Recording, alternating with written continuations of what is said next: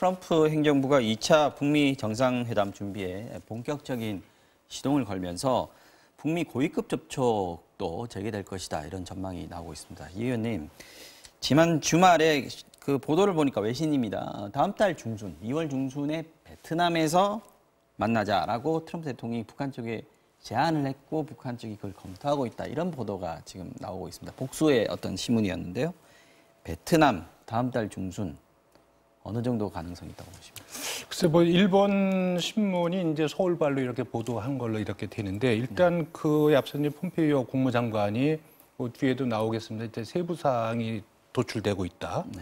또 궁극적 이게 좀 문제가 좀 있을 수 있는 발언이지만 궁극적인 목표는 미국 국민 안전이다. 이런 표현을 쓰는 정도를 보면 네. 현재 어디선가의 비공식적인 실무 협상이 진행이 돼 있고 이미 하고 있다. 예, 그리고 그 부분에서 조금 만족할 만한 어떤 진척이 있었다. 이렇게 좀 예측해 볼 수 있거든요. 네. 다만 이것이 이제 맞느냐 안 맞느냐는 곧 실질적으로 이제 고위급 회담이 열린다면 고위급 회담이 열려서 거기서 의제가 조율이 된다면 그건 바로 정상회담으로 연결이 되는 것이기 때문에 네. 저는 이번 주하고 뭐 이렇게 좀 지켜보면 실질적으로 가능성 여부를 저는 볼 수 있다고 보는데 저는 그 미국 국무장관이 이 정도 이야기했을 경우에는 네. 어느 정도 진척이 있었다. 그리고 그 전에 전조가 이미 또 미국에서도 의약품이나 이런 인도적인 지원의 제재 문제를 풀어주는 부분은 이제 조치를 취한 거고요. 또 김정은 위원장이 문재인 대통령과 함께 트럼프 대통령한테도 연초에 이제 친서를 보냈지 않습니까? 이런 부분들이 긍정적으로 다 복합적으로 작용하고 있는 것이 아닌가 이렇게 보여져서 저는 이번에 정상회담은 적어도 시기와 장소를 어떤 구체적으로 이렇게 특정 지을 수는 없겠지만 네. 적어도 2월 달 안에는 좀 가능성이 있지 않겠는가 이렇게 보고 있는 거죠. 그럼 곧 고위급 회담이 이제 열려야 되는데 지금 정세현 전 통일부 장관 같은 경우에는 이제 김영철 폼페이오 만남을 예견을 하면서 북한 김영철 부위원장이 갈 것이다라고 예측을 했습니다. 이제 뭐 앞으로 실무회담, 뭐 고위급 회담 계속 이어지겠습니다만은 그 절차나 이런 것들을 봤을 때 시간은 어떻습니까? 지금 여유가 있습니까?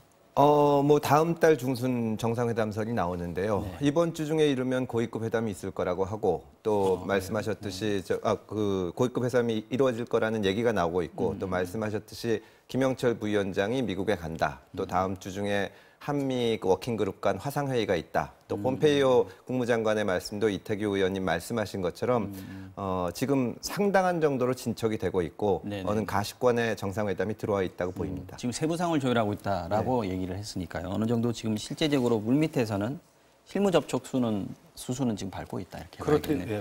아까 잠깐 말씀하셨습니다마는 그 폼페이오 장관 발언 중에서 궁극적인 목표는 미국 국민의 안전이다. 이 얘기는 뭘까요? 그 2차 북미 정상회담의 어떤 의제를 미리 좀 얘기하는 거 아닌가 이런 생각도 좀 들고요. 그렇다면 구체적으로 봤을 때 뭐 장거리 미사일 폐기 이 얘기도 나오지 않을까 이런 전망을 벌써 합니다. 2차 북미 정상회담에서는 분명한 것은 1차보다는 훨씬 구체적이고 가시적인 성과가 있어야 됩니다. 네. 지금 그렇지 않고 1차는 정말 역사적인 이 만남이었기 때문에 그 자체로 의미가 있지만 이번에는 그렇게 가서는 미국 국내 정치에서도 견디기가 어려울 것이고 구체적으로 지금 저희가 말씀드리기는 어렵지만 완전한 비핵화로 가기 위해서 1차적으로 ICBM이나 핵단지를 폐기하고 또 그에 상응해서 이쪽에서는 인도적 지원이나 개성공단 재개를 한다거나 이런 식으로 가는 것이 결국 비핵화로 가는 어렵지만 확실한 길이라고 생각을 합니다. 연초에 그 기자회견에서도 문 대통령께서도 그런 입장을 내셨고 그런 길로 가게 되지 않을까 보입니다. 알겠습니다. 이건 좀 다른 얘기인데요. 양승태 전 대법원장 지난주에 이제 이번에 소환을 당했는데 소환 직전에 대법원 정문 앞에서 기자회견을 했습니다. 그리고 오늘도 아마 소환된다 그러죠. 오늘 소환됐는지 모르겠습니다. 소환된다 그러는데 이 부분에 대해서 여러 얘기들이 있습니다. 이 의원님은 어떻게 보십니까? 저는 어쨌든 그것이 피의자 입장을 이렇게 출두한 입장에서 대법원에서 하는 것은 좀 적절하지 않다. 이런 것이 아마 일반적인 국민들의 생각이다 이렇게 생각이 들고요. 네네. 저는 혐의를 부인하는 부분은 저는 누구든지 방어권 차원에서는 다 그렇게 가는 것이 맞다고 저는 생각을 하는데 네. 중요한 부분은 이제 과연 이제 이분이 혐의를 부인하고 또 실제로 검찰이 주장하는 어떤 그 재판 관여, 재판 거래 이런 통한 어떤 그 직권 남용이나 뭐 이런 부분의 구체적 기준과 범위나 이런 부분은 저는 이제 법원에서 공방이 많이 벌어질 거라고 보지만 이런 사태까지 벌어진 부분에 있어서의 사법부 수장으로서의 국민들한테 전하는 메시지가 너무나 취약하고 미미했다.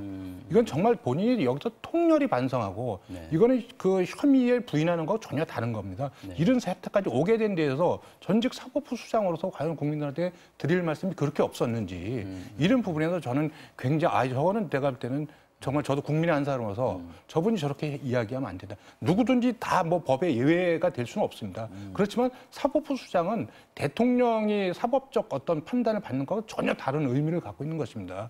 이건 원래 한 축이 무너진다고 보여줄 수 있는 거거든요. 그럼 그런 부분에 대해서 본인이 유무죄와 관계없이 이런 사태까지 초래한 부분에서 자기의 어떤 정치적, 도의적 책임에 대해서 저는 통렬히 반성하는 그 모습을 보여주고 또 검찰의 주장에서는 당당히 반박하고 이런 부분이 좀 잘 조화를 이루어졌으면 하는 그런 바람이 있었는데 그 부분이 전혀 이루어지지 못했다. 그러면서 굉장히 실망스럽다 이렇게 말씀을 드립니다. 국민님 뭐 검찰 출신이시니까 예. 그 양승태 전 대법원장의 이번에 그 태도나 어떤 답변 내용, 예. 뭐 조사의 내용도 지금 혐의 대부분을 전면 부인하고 있거나 아니면 기억이 나지 않는다 뭐 이런 정도 수준으로 지금 알려지고 있는데 예. 구속 가능성이나 앞으로 수사 어떻게 진행될지 좀 한번 예측을 좀 해주시죠. 일반적인 관행으로 봐서는 검찰에서는 아마 영장을 청구할 가능성이 높습니다. 그리고 그것이 기각이 되건 발부가 되면 물론이지만 기각이 되더라도 기소할 것이고 결국은 지금까지 이제 기소되거나 영장이 청구됐던 전직 대법관들 뭐 이런 사건들의 이제 가장 종합판으로서 이 소송 재판 과정에서 이 당부가 가려질 것이라고 보는데요. 다만 이태규 의원님도 말씀하신 것처럼 이 양승태 전 대법원장 개인의 형사적인 문제와는 별개로 지금은 우리 법원이 정말 앞으로 회복이 불가능하거나 혹은 회복하더라도 매우 오랜 기간이 걸릴 대단히 지금까지 없었던 위기에 처해 있습니다. 이 과정에서 전직, 현직을 가리지 않고 법원 구성원들이 정말 변화된 모습, 국민들이 이렇게 되면은 조금 바뀌는구나 하는 모습을 보여줘야 되는데 양승태 전 대법원장 이번에 출두할 때 대법원을 찾아서 입장을 발표하고 하는 것을 보면 정말 순전히 문구를 놓고 어떻게 말하는 것이 유리할까 하는 흔적만 보이지. 자기한테 유리할까. 예, 과연 지금 이 땅에 떨어진 법원을 어떻게 살려야겠다는 절박함은 정말 찾아보기 어려운 것 같습니다. 아쉬움을 넘어서 안타까움을 넘어서 분노를 느끼지 않을 수가 없습니다. 네, 알겠습니다.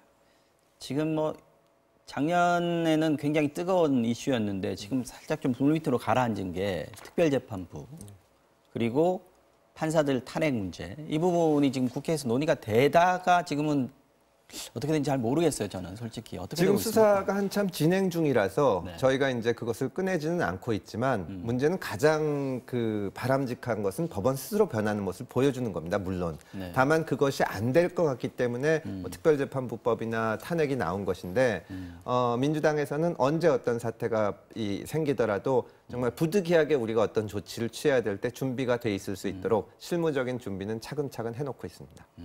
곧 그러면 뭐 수사가 끝나면 그거는 바로 미리 말씀드리기는 적절하지 않은 것 같습니다. 그 입법을 특별재판부법이나 혹은 탄핵 문제나 찬반을 떠나서 대단히 신중하게 결정해야 될 문제라고 생각합니다. 네, 알겠습니다. 오늘 굉장히 여러 가지 주제를 놓고 두 분 말씀을 들었습니다. 금태섭 의원 그리고 이태규 의원이었습니다. 두 분 고맙습니다. 감사합니다.